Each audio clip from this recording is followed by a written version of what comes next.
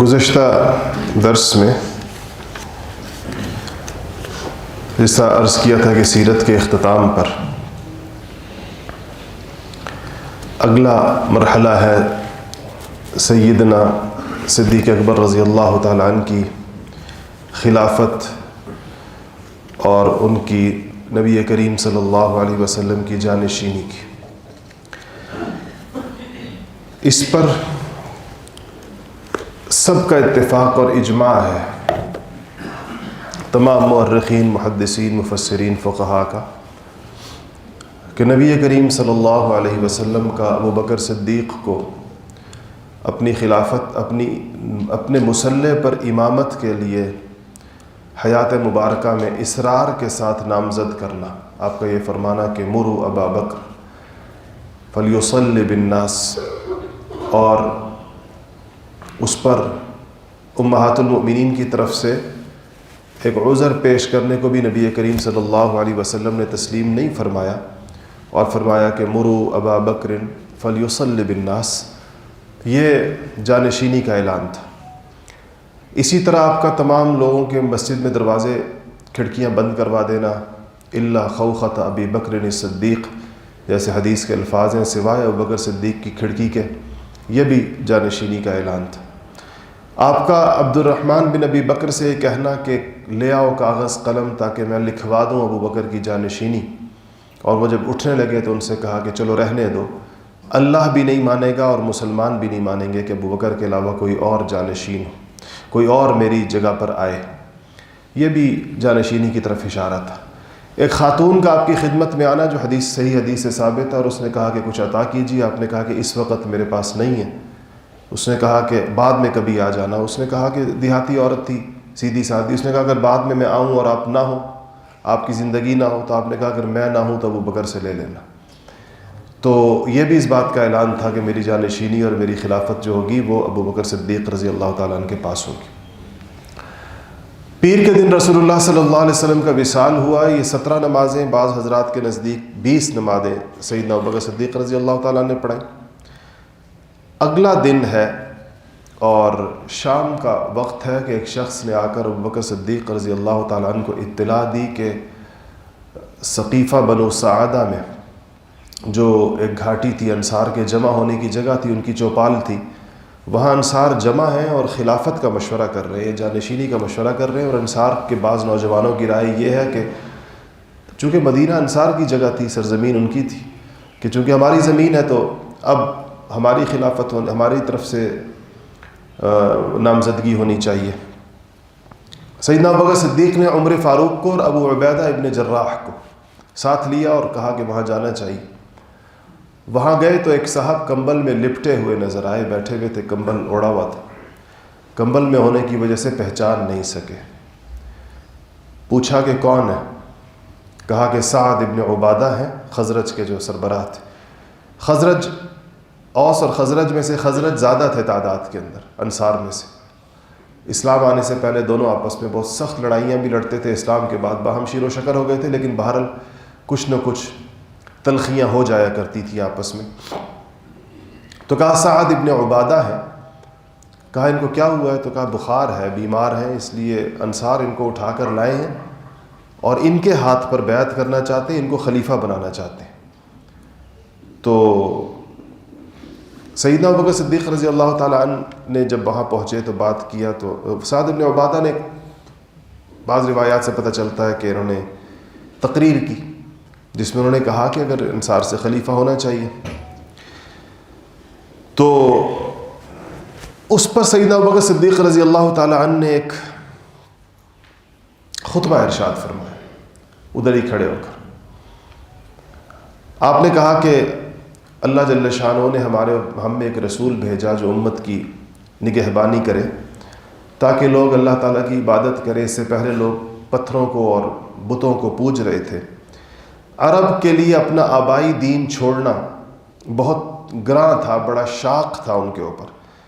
تو اللہ تعالیٰ نے لوگوں میں سے مہاجرین کو یہ توفیق عطا فرمائی کہ سب سے پہلے انہوں نے رسول اللہ صلی اللہ علیہ وسلم کی تصدیق کی، سب سے پہلے آپ کی خدمت کی، آپ کے غم گسار بنے، اور قوم کی طرف سے جو تکلیفیں پہنچائی گئیں اس پر انہوں نے صبر کیا، حالانکہ سب لوگ اس وقت مخالف تھے اور یہ لوگ تعداد میں بہت کم تھے، مگر وہ اتنی بڑی تعداد میں لوگوں کی دشمنی سے گھبرائے نہیں اور آپ کا ساتھ نہیں چھوڑا۔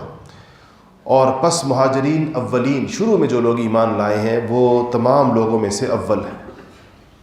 قرآن نے بھی کہا ہے سابقون الاولون من المہاجرین والانصار، تو کہا کہ جنہوں نے روئے زمین پر اللہ کی عبادت کی، جو وہ لوگ ہیں جنہوں نے سب سے پہلے روئے زمین پر اللہ تعالیٰ کی عبادت کی، اور یہی لوگ حضور اکرم صلی اللہ علیہ وسلم کا خاندان بھی ہے اور آپ کے اولیاء بھی ہیں، آپ کے ولی بھی ہیں، اور یہی لوگ خلافت کے حقدار بھی ہیں، اور ان سے سوائے ظالم کے کوئی اور نہیں جھگڑ سکتا اس معاملے میں۔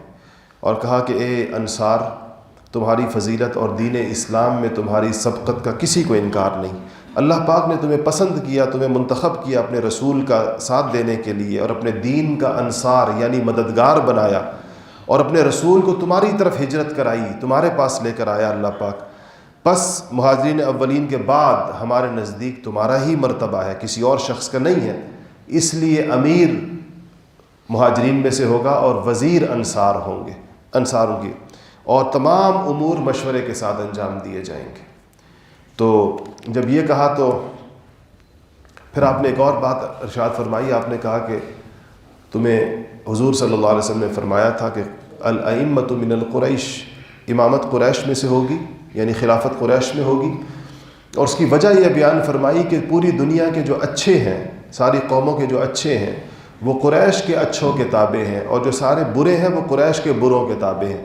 یعنی اس میں وجہ یہ بیان فرمائی کہ قریش کنٹرول کر سکتے ہیں، کیونکہ اچھے بھی ان کو مانتے ہیں، ان کے اچھوں کو مانتے ہیں، اور برے جو لوگ ہیں، جو نسبتاً کمزور لوگ ہیں دینی اعتبار سے، وہ بھی قریش کے لوگوں کو مانتے ہیں۔ اور ظاہر بات ہے کہ حکومت کرنے کے لیے سب سے اہم ترین چیز یہ ہے کہ مانا جائے، اس کو تسلیم کیا جائے۔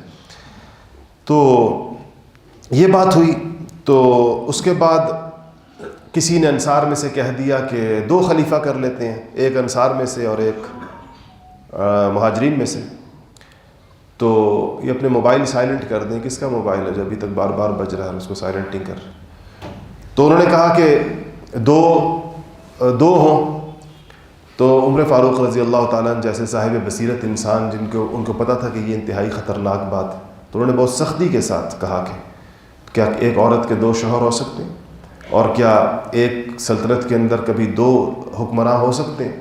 اس بات کو انہوں نے بالکل مسترد فرما دیا۔ تو اس کے بعد سیدنا ابوبکر صدیق رضی اللہ تعالیٰ عنہ نے فرمایا کہ یہ تو حضور طے فرما گئے تھے کہ اگلی خلافت قریش میں سے ہوگی، تو یہ قریش کے 2 بہترین لوگ میرے ساتھ، ایک عمر ابن خطاب اور دوسرے ابو عبیدہ ابن جراح، ان دونوں میں سے جس کے ہاتھ پر تم لوگ چاہو بیعت کر لو۔ تو عمر رضی اللہ تعالیٰ عنہ کا نام پہلے لیا۔ عمر رضی اللہ تعالیٰ عنہ نے کہا کہ میں اللہ تعالیٰ کی پناہ مانگتا ہوں اس بات سے کہ میں کسی ایسے مجمع کو بیعت کروں جس میں ابو بکر صدیق جیسا بندہ موجود ہو، کہ ابو بکر جیسے بندے کے ہوتے ہوئے میں بیعت لوں لوگوں کی، میں اس بات سے اللہ تعالیٰ کی پناہ پکڑتا ہوں۔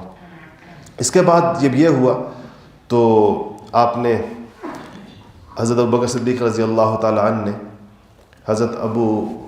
حضرت سعد ابن عبادہ کو، جو انصار نے جن کو نامزد کیا تھا، کہ ان سے کہا کہ سعد میں تمہیں قسم دے کر پوچھتا ہوں، کیا تم بھی موجود نہیں تھے اس وقت جب رسول اللہ صلی اللہ علیہ وسلم نے یہ کہا تھا کہ امامت قریش کے اندر ہوگی؟ تو تمہارے سامنے نہیں کہا تھا رسول اللہ نے؟ تو سعد نے کہا کہ ہاں صدق، آپ نے بالکل درست کہا۔ ان کو یاد آ گیا، کہا کہ صدق تھا، درست کہا آپ نے، اور اعتراف کیا انہوں نے۔ بعض اوقات انسان کو بات بھول جاتی ہے، کسی کے یاد کرانے سے یاد آ جاتی ہے، تو شاید ابوبکر صدیق رضی اللہ تعالیٰ عنہ کے یاد کرانے سے ان کو یاد آ گئی۔ تو جب یہ بات ہوئی تو اس کے بعد عمر فاروق رضی اللہ تعالیٰ عنہ کھڑے ہوئے، اور عمر فاروق نے کہا کہ جب انہوں نے کہا کہ 2 امیر ہو جائیں، تو عمر فاروق کھڑے ہوئے اس کا انکار کیا اور فرمایا کہ 3 خصوصیتیں ابو بکر کو ایسی حاصل ہیں کم سے کم، ورنہ اور بھی اکٹھی کی جا سکتی ہیں قرآن و سنت سے، لیکن اس وقت عمر فاروق نے 3 کا ذکر کیا، کہا کہ 3 خصوصیتیں ایسی ہیں کہ اگر اس میں تمہارے پاس، اے انصار، تمہارے پاس ابو بکر کی ٹکر کا بندہ ہو، ابو بکر کے جوڑ کا بندہ ہو تو سامنے کرو۔ پہلی بات کہا کہ قرآن، انہوں نے قرآن کے میں موجود چیزوں کو کہا، ورنہ احادیث تو بہت ساری بے شمار موجود تھی۔ انہوں نے کہا کہ اللہ پاک نے فرمایا کہ ثانی اثنین اذ ہما فی الغار، ابو بکر کو اللہ نے نبی کا ثانی بتایا ہے، نبی کا دوسرا بتایا ہے۔ کیا انصار میں سے کوئی شخص ایسا ہے جس کو اللہ نے نبی کا ثانی کہا؟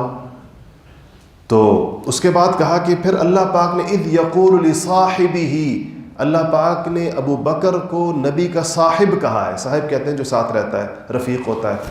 تو کہا کہ کیا کوئی ایسا ہے جس کو، اور بھی کوئی ہے جس کو اللہ پاک نے نبی کا صاحب کہا؟ اور کہا کہ تیسرا اللہ پاک نے فرمایا کہ ان اللہ وہو اذ یقول لصاحبہ، اس میں یہ ارشاد فرمایا۔ اور تیسرا ہے کہ اللہ پاک نے، حضور اکرم صلی اللہ علیہ وسلم نے اللہ کی معیت خاصہ، خاص قسم کی معیت، اس کا ذکر کیا کہ اللہ میرے اور ابو بکر کے ساتھ ہے، ان اللہ معنا۔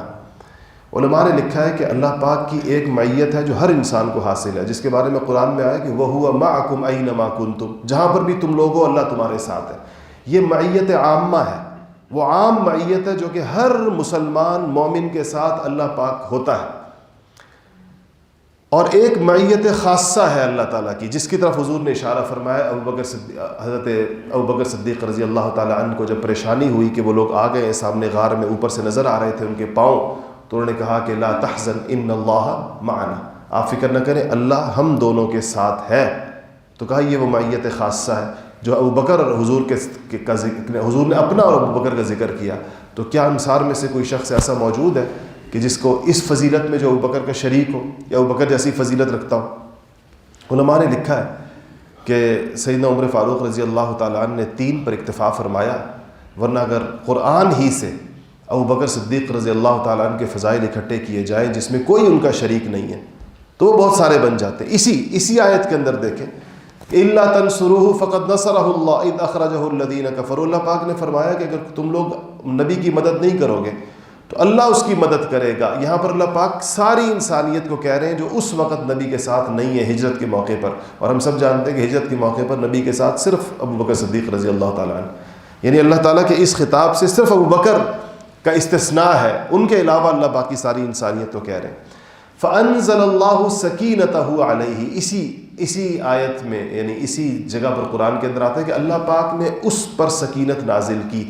تھے تو 2 غار کے اندر، حضور بھی تھے ابو بکر بھی تھے، سکینت ایک پر نازل ہوئی ہے کیونکہ سکینت ہو کے بعد آیا کہ علیہ کا مطلب ہوتا ہے ایک پر، اگر 2 پر ہوتی تو علیہما آتا لفظ۔ یہاں پر علماء تفسیر نے لکھا ہے کہ یہاں علیہ سے جس ایک پر سکینت مراد ہے وہ ابو بکر صدیق مراد ہے، اس لیے کہ نبی کریم صلی اللہ علیہ وسلم کا دل تو پھر پوری تسلی میں تھا، ابو بکر کا دل بے چین تھا حضور کی وجہ سے کہ یہ لوگ آ گئے ہیں کہیں پکڑ نہ لیں، تو سکینت کی ضرورت ابو بکر کے دل کو تھی، اس لیے کہ ان کے دل میں بے چینی اور اضطراب تھا کہ ایسا نہ ہو کہ یہ لوگ حضور کو پا لیں اور پکڑ نہ لیں۔ تو کہا کہ یہ سکینت کا نزول حضور کی موجودگی میں خاص قلب صدیق اکبر رضی اللہ تعالیٰ عنہ کے اوپر ہوا۔ اسی طرح نبی کریم صلی اللہ علیہ وسلم نے ابو بکر سے کہا کہ لا تحزن، حزن نہ کر، غم نہ کر۔ اس کا مطلب ہے کہ حضور نے اس بات کی گواہی دی ہے کہ ابو بکر ان کے غم میں مبتلا تھے، یعنی حضور کے غم گسار تھے۔ غم ابو بکر وہ کیا تھا؟ حضور کا ہی غم تھا نا، یہی تو کہہ رہے تھے حضور سے کہ یا رسول اللہ یہ لوگوں نے دیکھ لیا، یعنی ابو بکر صدیق رضی اللہ تعالی عنہ کے پیچھے تو وہ لوگ تھے ہی نہیں، اگر آ بھی جاتے اور غار کے اندر دیکھ بھی لیتے، پکڑ بھی لیتے تو ابو بکر صدیق رضی اللہ تعالیٰ عنہ سے تعرض نہ کرتے، وہ تو حضور کے پیچھے آئے تھے وہ لوگ تو، لیکن تو حضور کا غم تھا جو ابو بکر صدیق رضی اللہ تعالیٰ عنہ کو لگا ہوا تھا۔ خیر بہت ساری اس میں بہت ساری چیزیں ایسی موجود ہیں۔ قرآن شریف کی طرف اگر آپ چلے جائیں، اللہ پاک نے ابو بکر اولو الفضل کہا ہے، وَلَا يَأْتَلِ اولو الفضل مِنْكُمْ۔ یہ جب اما عائشہ صدیقہ رضی اللہ تعالیٰ عنہ پر تہمت لگی تھی تو حضرت ابو بکر کی خالہ زاد بہن بھائی تھے یا خالہ زاد بہن کے بیٹے تھے، مستح نام تھا ان کا، تو رشتے میں خالہ زاد بھائی تھے، وہ بھی ان باتوں میں آ گئے تھے اور کسی سے انہوں نے بھی تذکرہ کیا تھا کہ لوگ یہ کہتے پھر رہے، انہوں نے اس بات کو آگے بڑھانے میں کوئی کردار ادا کیا تھا۔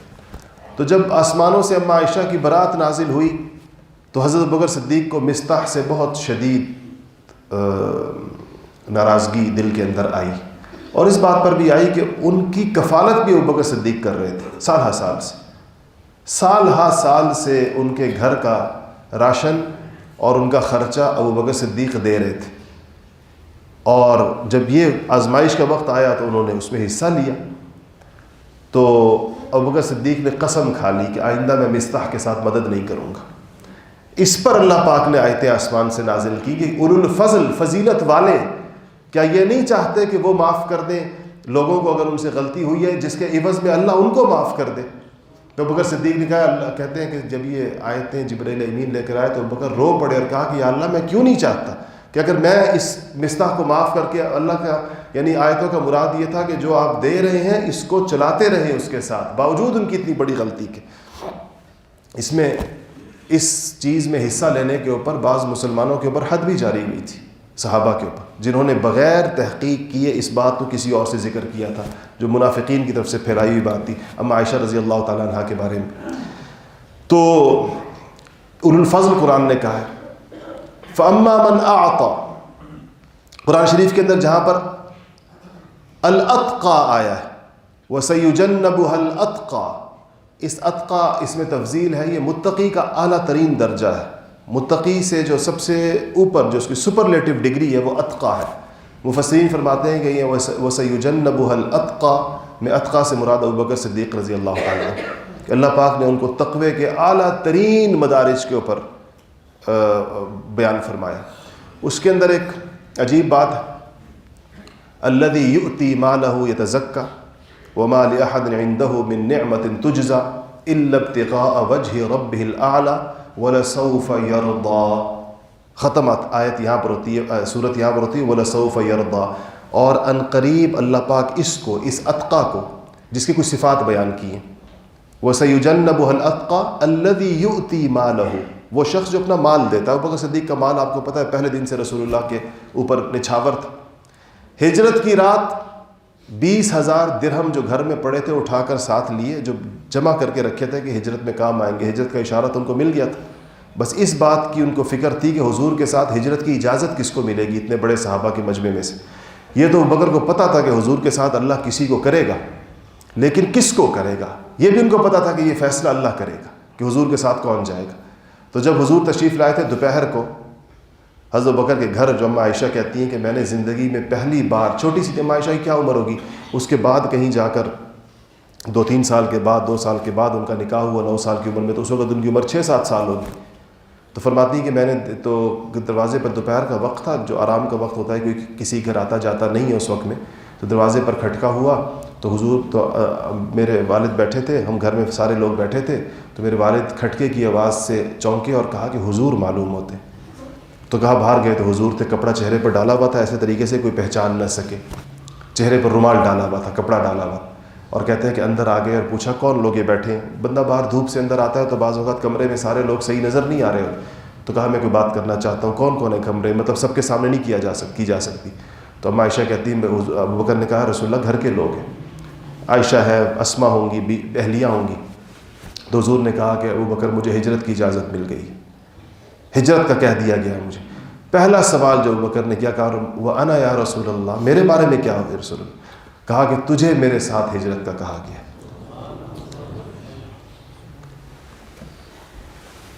تو اس فضیلت میں تو اما عائشہ کہتی ہیں کہ میرے یہ سنتے ہی میرے والد پھوٹ پھوٹ کے رو پڑے خوشی کے مارے۔ کہتی میں بچی تھی، میں نے زندگی میں پہلی دفعہ یہ دیکھا کہ خوشی کی وجہ سے بھی رویا جاتا ہے، ورنہ میں آج تک یہ سمجھتی تھی کہ غم کی وجہ سے رویا جاتا ہے۔ اس دن میں نے اپنے والد کو خوشی کی وجہ سے روتے ہوئے دیکھا۔ تو اس موقع پر اللہ جل شانہ نے سیدنا ابوبکر صدیق رضی اللہ تعالیٰ عنہ کو، یہ دوسری بات جو میں نے عرض کی کہ مال خرچ کیا، 20,000 درہم گھر میں رکھے تھے، وہ اٹھا لیے اس رات ساتھ کہ حضور کے راستے میں کام آئیں گے۔ اسما کہتی ہیں دوسری بیٹی جو بڑی تھیں عائشہ سے، کہتی میرے دادا ابو قحافہ مسلمان نہیں ہوئے تھے، ان کو فکر ہوئی، اندھے ہو گئے تھے، نابینا سے تھے، تو کہتی میرے گھر میں آئے تو کہنے لگے سنا ہے کہ ابو بکر چلا گیا محمد کے ساتھ صلی اللہ علیہ وسلم۔ تو کہتی ہم نے کہا ہاں چلے گئے۔ کہنے لگے وہ جو مال گھر میں رکھا تھا، کچھ دراہم تھے گھر کے اندر، اس میں سے کچھ چھوڑ کر گیا یا سارے ساتھ لے گیا؟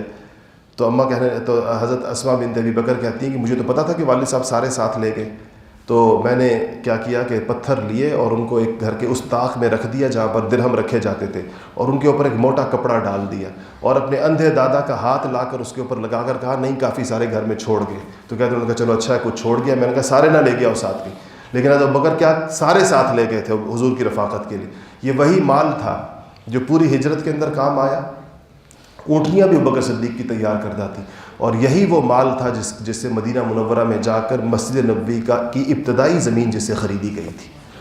یہ وہ جگہ، یہ اللہ تعالیٰ نے اس درجے کے اندر. اس کے بعد جو ایکسٹینشن ہوئی تھی 7 ہجری میں، 1 ہجری کو مسجد نبوی کا ابتدائی پلاٹ جو تھا، پہلی زمین جو تھی وہ 1 ہجری کو لی گئی تھی سہل اور سہیل نامی 2 یتیم بچوں سے. تو یہ پیسے ابو بکر صدیق نے دیے تھے. 7 ہجری کو جب 7 والی زمین خریدنے کا وقت آیا تھا، اس وقت حضور نے کہا تھا کہ جو اس زمین کو خرید کر دے گا، مسجد نبوی میں شامل کرے گا، میں اس کے لیے جنت کی ضمانت لیتا ہوں کہ میں جنت کے اندر اس کو اس کا عوض دلواؤں گا. تو عثمان غنی رضی اللہ تعالیٰ عنہ نے وہ خرید کر شامل کیا تھا. حضور کے زمانے کی مسجد نبوی ان 2 لوگوں کے مال سے بنی ہے، ایک ابو بکر کے مال سے اور ایک عثمان غنی کے مال سے. تو اللہ پاک نے ان کو کہا الاتقا، قرآن شریف کے اندر ان کا ذکر آیا.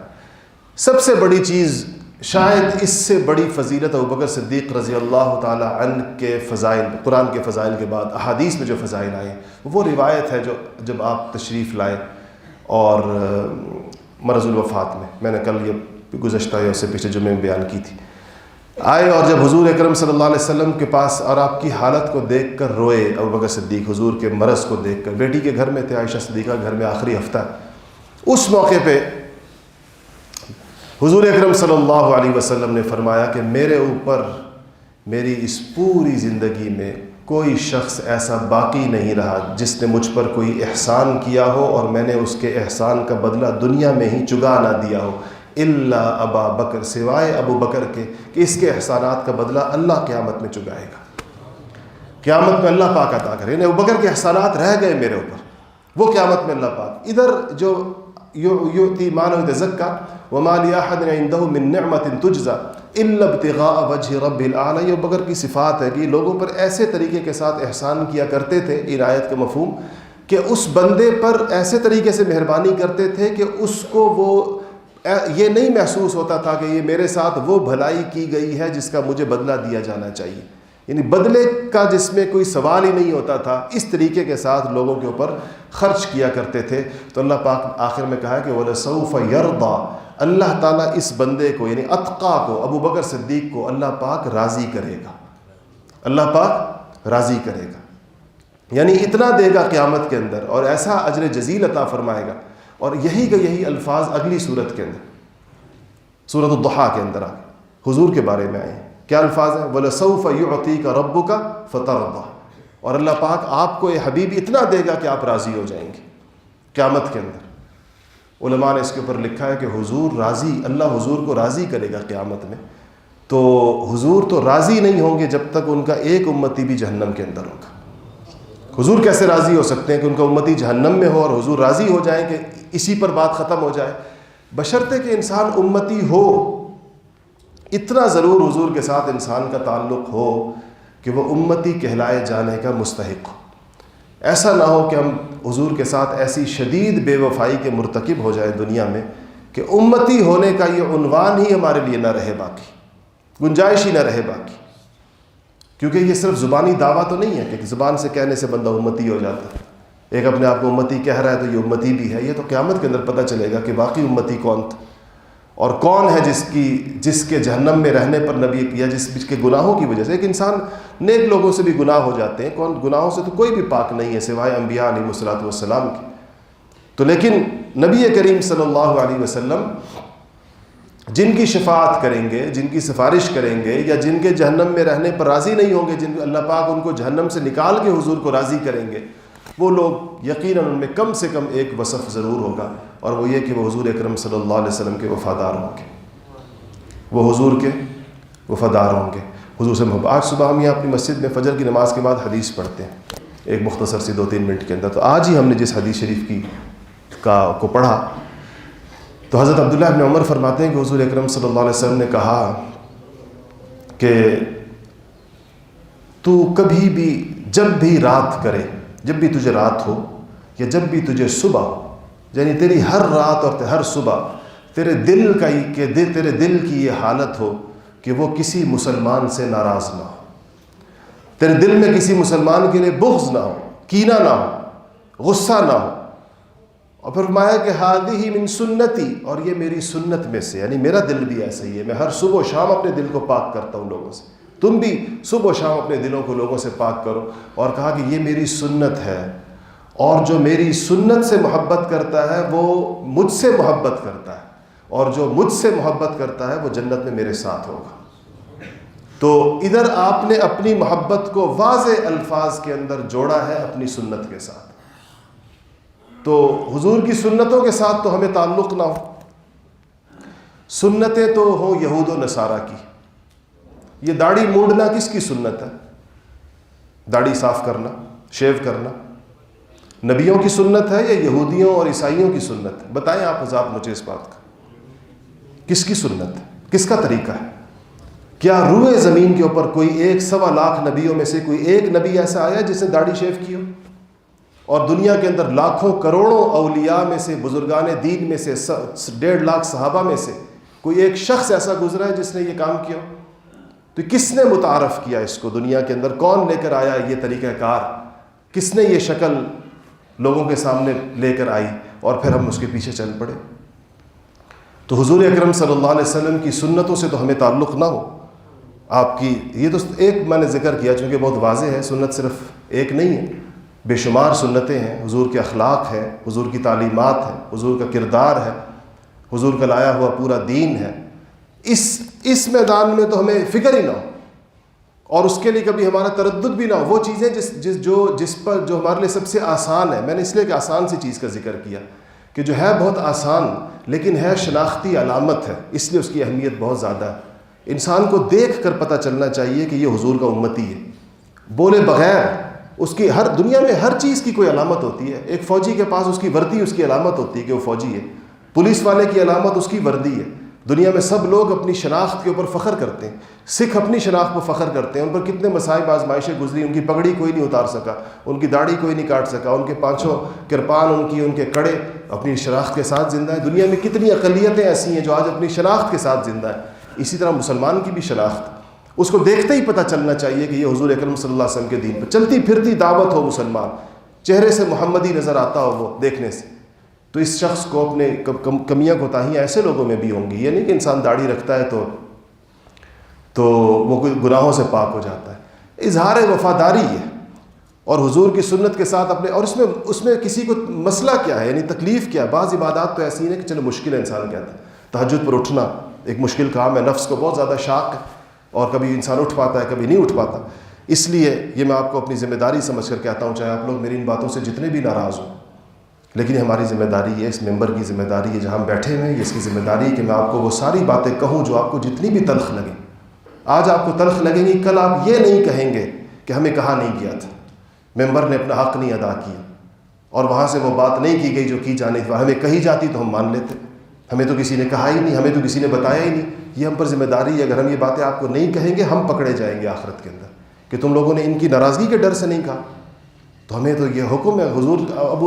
حضرت ابو ذر غفاری رضی اللہ تعالیٰ عنہ کہتے ہیں جب مجھے حضور نے بیعت کیا صرف 2 باتیں ارشاد فرمائی تھی۔ پہلی دفعہ میں کہا کہ ابو ذر، اللہ کے معاملے میں کسی ملامت کرنے والے کی ملامت کی پرواہ نہ کرنا، اور حق کہنا، قل الحق ولو کان مرا، حق کہنا خواہ وہ کتنا ہی کڑوا کیوں نہ لگے کسی کو، کتنا ہی کڑوا کسی کو کیوں نہ لگے، لیکن بات ان کو ضرور کہنا۔ اس لیے میں یہ کبھی موقع بیچ میں سنت کی بات آتی ہے تو میں اس لیے آپ کو اس لیے متوجہ کرتا ہوں کہ اس کی اپنی تمام چیزوں کے اندر آج بدقسمتی کے ساتھ سچی بات یہ ہے کہ سنت پر عمل کرنا انسان کے لیے باعث شرمندگی ہو گیا، اور انگریزوں کی سنت پر عمل کرنا باعث فخر ہو گیا۔ جو یہود و نصارہ کی سنتوں پر عمل کرتا ہے، سنت طریقے کو کہتے ہیں نا، طرز حیات کو کہتے ہیں، لائف سٹائل کو کہتے ہیں، تو اس پر عمل کرنا باعث فخر ہے۔ اس لباس پر بھی لوگ فخر کریں گے، سنت لباس میں شرم محسوس کریں گے، سنت شکل میں شرم محسوس کریں گے۔ یہ دیکھیں، میں آپ کو ایک چیز، آپ جمعے کے لیے آئے ہیں اتنے سارے لوگ، نبی کریم صلی اللہ علیہ وسلم نے ساری عمر نمازیں سر ڈھانک کر پڑھی ہیں، ساری عمر، سارے صحابہ نے۔ ہماری بے توفیقی کا عالم یہ دیکھیں کہ ہم جمعے پر بھی آتے ہیں تو ہمارے سر پہ ٹوپی نہیں ہوتی، یعنی باقی نمازیں تو آپ رہنے، جو 24 گھنٹے حضور کا سر ڈھکا رہا ہے، ہمیشہ سر ڈھانپا رہا ہے. آپ اس پر میں بہت ساری آپ کو آثار صحابہ بیان کر سکتا، صحابہ کا معمول. اور ہم لوگ نمازوں کے لیے بھی مسجد کے اندر بھی آئیں گے، یہ کس نے ہمارے سر ننگے کیے؟ کس تہذیب نے ہمیں یہ بتایا کہ اس سے انسان زیادہ اچھا لگتا ہے، زیادہ خوبصورت لگتا ہے، زیادہ بہتر لگتا ہے؟ یہ اس چیز کو ہمیں اس بات کو سمجھنا چاہیے کہ یہ جو لباس اور پوشاک ہے یہ تہذیب کی نمائندگی ہوتی ہے، اور تہذیب کسی دین کے بدلنے کا ابتدائی پیش خیمہ ہوتی ہے. جو قوم اپنی تہذیب سے پیچھے ہٹ جاتی ہے تو 50 سال 60 سال 70 سال 100 سال 200 سال بعد وہ سفر طے ہوتا ہے کہ اس کا دین بھی پھر بدل جاتا ہے. دنیا میں جہاں بھی کنورژن ہوئی ہے، جہاں پر بھی لوگوں نے دین چھوڑا ہے صدیوں کے بعد، آپ یہ سوشیولوجی کے اور اینتھروپولوجی کے ماہرین سے پوچھیں اس بات کو کہ کنورژن کی ابتدائی سٹیج کیا ہوتی ہے، پہلا مرحلہ کیا ہوتا ہے. یہ ایک دن میں تو نہیں ہوتی نا. پہلے دن تو یہ تو نہیں کہ ایک بندہ آج مسلمان ہے تو کل کافر ہو جائے گا. یہ تو صدیوں کا سفر ہوتا ہے. نسلوں کے بعد نسلیں آتی جاتی ہیں تو وہ طریقے بھول جاتی ہیں اپنے آباء و اجداد کے. یہ کیا شروع کہاں سے ہوتا ہے؟ انہوں نے کہا کہ ظاہری تبدیلیوں سے شروع ہوتا ہے، شکل و صورت سے شروع ہوتا ہے. لوگ سب سے پہلے اس کی شکل بنانا شروع کرتے ہیں جس سے وہ متاثر ہوتے ہیں، جس سے تاثر دل میں ہوتا ہے. انسان ویسا بننا چاہتا ہے، اس کو کاپی کرتا ہے انسان. اب یہ تاثر تو ہے دل کے اندر، اسی لیے انسان نے اس کو کاپی کیا ہوا ہے. ابھی زبان سے اقرار نہیں کرتا، زبان سے یہی کہے گا میں حضور کا امتی ہوں، اگرچہ اس کا ظاہری سراپا اس بات کی تصدیق نہیں کر رہا ہوتا. اگر امتی ہے تو اس کو مسئلہ کیا ہے، پریشانی کیا ہے اپنے نبی کی شکل بنانے میں، ان کو کاپی کرنے میں اس کو کیا مشکل ہے، پریشانی کیا ہے اس کو؟ لیکن ایک مرحلہ یہ آتا ہے، پھر اگلی نسل یا بعض اوقات یہ سفر بہت تیز رفتار بھی ہو جاتا ہے. ایک ہی نسل 50-60 سالوں کے اندر بہت بڑا فرق دیکھ لیتی ہے. اس لیے اس کو لوگ سمجھتے ہیں کہ مولویوں کی تنگ ذہنی یہ ہے، اور مولویوں کا گنوار پنا یہ ہے کہ یہ سارا وقت ظاہری باتوں پر ہم یہ نصیحتیں لوگوں کی دانشورانہ باتیں سنتے رہتے ہیں، ہم اس سے واقف ہیں کہ جی بس مولویوں کی تو شروع ہی داڑھی پر ہوتی ہے اور ختم کرتے پر ہو جاتی ہے، اور بس ٹخنے ننگے کرو اور یہ کرو اور وہ کرو، ان کا سارا دین ہی یہی ہے. اور گویا کہ ان دانشور صاحب کے پاس دین کی کوئی بہت ہی اعلیٰ ترین باتیں ہیں جو آج تک مولویوں کو قرآن و سنت میں نظر ہی نہیں آئی ہیں، انہیں پتہ ہی نہیں ہے کہ وہ کون سی چیزیں ہیں. ہر چیز کی اپنی جگہ پر اہمیت ہے. یہ نہیں کہ ہمارے اس ممبر سے اخلاق پر بات نہیں ہوتی، کردار پر بات نہیں ہوتی. میں تو آپ کو اس پارکنگ کے اوپر کتنا ڈانٹتا رہتا ہوں، جو مجھے بعد میں احساس بھی ہوتا ہے، لیکن میں مجبور ہوتا ہوں. میں جب بھی آتا ہوں لوگ اسی طرح بے ترتیب گاڑیاں کھڑی کی ہوئی ہیں، لوگوں کے لیے تکلیف کا باعث بنے ہوئے. ابھی بھی آپ چلے جائیں، اس ممبر سے کتنی دفعہ یہ بات ہوئی ہے کہ لوگوں کو تکلیف نہ دیں. ابھی آپ جائیں مسجد کے باہر سڑک کے اوپر، آپ کو گاڑیاں نظر آئیں گی نہیں نظر آئیں؟ میں کہتا ہوں 10 قدم چل لیا کریں، رستے کھلے رکھیں تاکہ اس محلے میں رہنے والوں کو پریشانی نہ ہو. کسی کو کسی وقت بھی گاڑی نکال کے جانا ہو تو اس کو مشکل نہ ہو. تو یہ تو ہم ساری باتیں کرتے ہیں، جتنی باتیں سماج کی اصلاح اور سدھار کے ساتھ جن کا تعلق ہے. لیکن جو دینی چیزیں آپ لوگ اس بات کو سمجھیں کہ ان کی اپنی ایک اہمیت ہے. انسان کا سر سے لے کر پاؤں تک ظاہر سنت کے مطابق اس کو بنانا، یہ اس کے اختیار میں بھی ہے، اور یہ اللہ تعالیٰ کی باطنی اس کو توفیقات جو اس کو بعد میں ملتی ہیں، یہ اس کے لیے ایک ذریعہ بھی ہے. جب انسان اپنے اختیار کی چیز کر لیتا ہے تو پھر اللہ جل شانہ اس کے دل کو نور ایمان سے بھر دیتے، اس کے اللہ پاک اس کو عطا فرماتے.